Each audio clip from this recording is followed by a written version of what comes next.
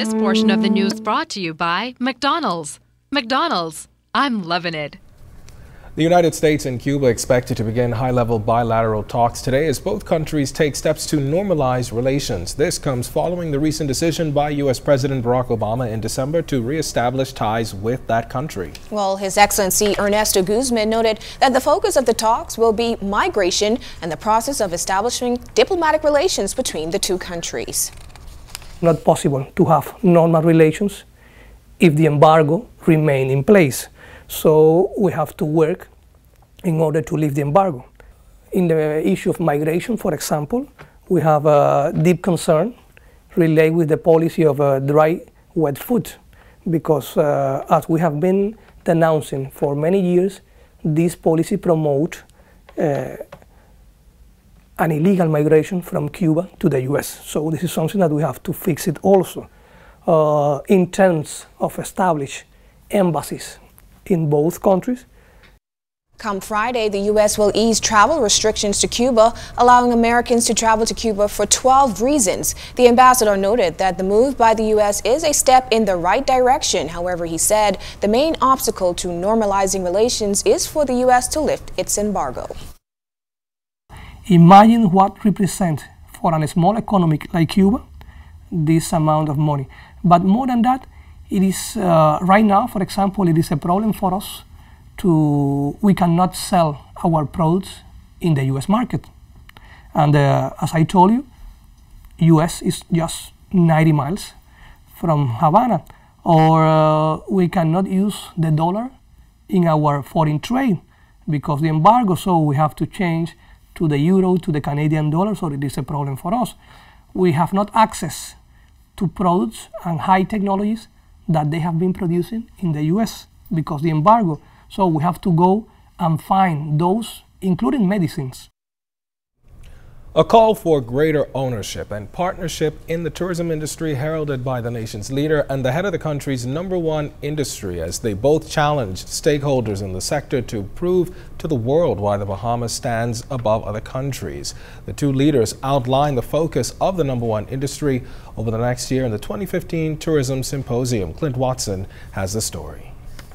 Leave here knowing that the Bahamian people is the asset that tourism depends upon. And with that in mind, Prime Minister the Right Honorable Perry Christie is calling for greater collaboration and integration of services in the industry in order to address the product. Increased competition from Cuba and the effects of globalization have forced the Ministry of Tourism to take a serious, comprehensive look at the product we offer as a destination if we are to remain competitive and relevant in the market. That you examine the product here on this island very carefully. We got to have something more. Look at all of those parts of the product that are not working. Your people have listed them. The tower. I was told that the tower in Fort Finn Castle was the second most sought after site in the region when it was functioning. The Ministry of Tourism must know and must require that it be fixed immediately. He also called for greater focus on heritage, cultural and religious tourism, noting that his government will place considerable efforts on providing opportunities for Bahamian recording artists. Prime Minister Christie says it's the small things that negatively impact the entire sector, and each resident should take personal ownership in protecting our bread and butter industry. If you see some brother or sister exhibiting bad attitudes,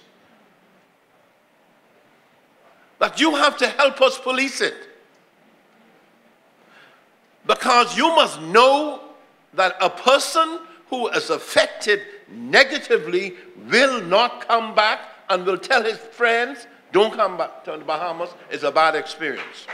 Tourism Minister Obi Wilchcombe calling industry stakeholders to a place of recommitment, confident that they can make the sector better. We talk to the big shots all the time, but the big shots don't run the tourism industry. You run the tourism industry. The big shots would make you feel as if you can't do the job, but yes, you can do the job. They're telling us we've got to bring people in to help us do our job. They're telling us that we have to bring people in to work at our hotels. But that's not true. That is why today we ask for your rededication, your recommitment, because when we walk out of this symposium, we should be on a high. We should be able to show the world that it's not only better in the Bahamas, but we are the best of the Bahamas. And again, the nation's leader heralding the message of reducing crime, saying we must minimize it and it must not be tolerated as it could have serious consequences on our tourism product. Clint Watson, ZNS Network News. Well, the Bahamas is playing host to a high-level meeting of law enforcement officers from across the region, including the United States and Canada. And as Carla Palmer tells us tonight, the 13th Annual Caribbean Nations Security Conference is a joint initiative of regional partners to discuss and strategize crime-fighting techniques. For decades now, the Bahamas and the United States have been strong allies in the fight against crime. It's been to the mutual benefit of both countries. And Minister of National Security, Dr. Bernard Nottage, explains why. Thousands of illegal immigrants seek to leave their homeland in search of a better way of life. Although we know that the Bahamas is paradise, they don't leave home trying to get to paradise. They're trying to get to the United States of America. In addition to illegal migration, other noted serious problems common to both nations include drug trafficking, human smuggling, and transshipment of illegal firearms. Firearms remain a major threat to our countries. They fuel drug trafficking and gang violence and other criminal activities. Indeed, they have been described as our weapons of mass destruction due to the serious negative impact they have been having on our communities. United States Marine General John Kelly of the U.S. Southern Command adopted the sentiments of Dr. Nottage that partnership remains key to fighting crime. In fact, he suggests the fight now needs to extend beyond the criminal element. When it comes to the security of the Western Hemisphere, it doesn't matter where you're located on the map, where in the world you're located on the map. If it's a challenge faced by one of us, it's a challenge faced by all of us. I see opportunities, frankly, for partnering in many different areas, especially when it comes to humanitarian relief, responding to pandemic diseases like Ebola, and in energy security. The two-day Caribbean Nations Security Conference ends on Thursday. Carla Palmer, ZNS Network News.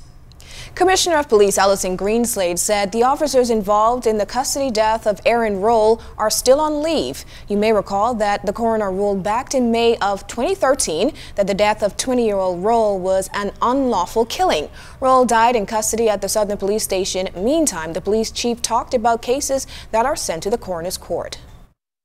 There's any doubt at all, those files are sent to Her Majesty's coroner.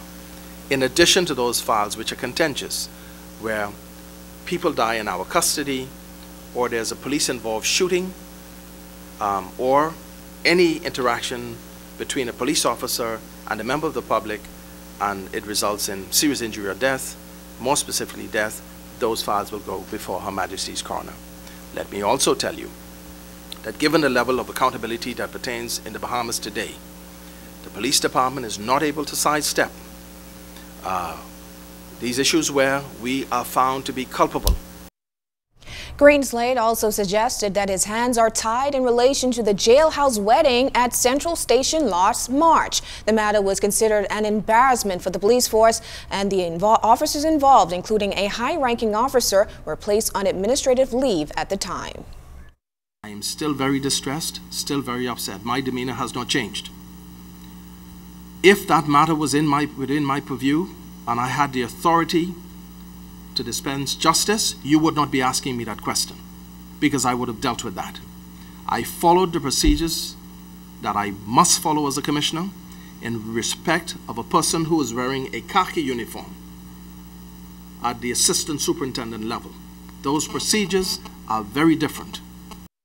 Well, today marks day 3 since prison officers started an apparent sick out at the Department of Corrections. A statement has been promised from prison officials, but they have not released a response. As Jimmy Swain tells us, today the Minister of State for National Security and President of the Prison Officers Association seem to be at odds over the issues. Commissioner of the Department of Corrections, Patrick Wright, has yet to address the ongoing sickout at the prison. However, Minister of State for National Security, Senator Keith Bell, said the sickout will attract a full probe by authorities. Wednesday was the third day that some officers did not show up for work. Senator Bell told ZNS News that National Security Minister Dr. Bernard Nottage met with Commissioner Wright on Tuesday for an update. A comprehensive statement is being prepared in order that we could respond intelligently, appropriately, so that the Bahamian public and everyone would understand that a number of the concerns that they claim exist is in fact untrue. And so I would want to be comprehensive in our approach in terms of responding to them. And it isn't that we have not been meeting with them, we have not been addressing the concerns. They are all being addressed, and they are aware of this. But I would admit that it is for some other reason that they are taking this course of action, which is completely unnecessary. But the big question is, what impact has the sickout had on the operations at the prison? The Commissioner has reported to us, and we are satisfied that the few officers that did report sick did not affect or disrupt operations at the Department of Corrections. There was no disruption in services. He also questioned the validity of the absences. It is unacceptable that officers who are supposed to be responsible would take such course of action and endanger the lives of their fellow officers.